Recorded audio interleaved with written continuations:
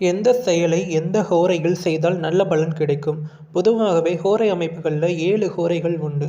So அதில் 4 விதமான சுப ஹோரைகள் உண்டு. புதன், குரு, சுக்கிரன் போன்றவை முதன்மையான சுப கிரகங்களாகவே பார்க்கப்படுகிறது. இதை தாண்டி வளர்பிறை காலம்னு சொல்லக்கூடிய 15 தினங்களில் வரக்கூடிய சந்திர ஹோரையுமே நல்ல காரியங்களை சுபகாரிய அமைப்புகளை எடுத்து செய்வதற்கு உகந்த பீரியட் ஆஃப் டைம். ஒரு ஹோரை என்பது 1 மணி நேரம் என்பது தோராயமாக செயல்படக்கூடிய காலகட்டம். ஸோ அந்த சுபஹோரைகளில் 1 மணி நேரத்தில் துவங்கக்கூடிய நல்ல செயல் நல்ல பலனை கொடுக்கும்.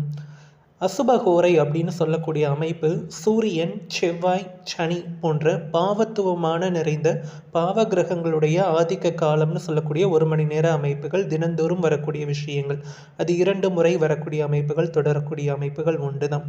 ஸோ அந்த பாவகிரகங்களுடைய அசுபஹோரையில் சுபகாரியங்களை தவிர்க்கிறது நல்லது. கடன் திருப்பி செலுத்தலாம், பழைய பொருட்களை அழிக்கலாம்.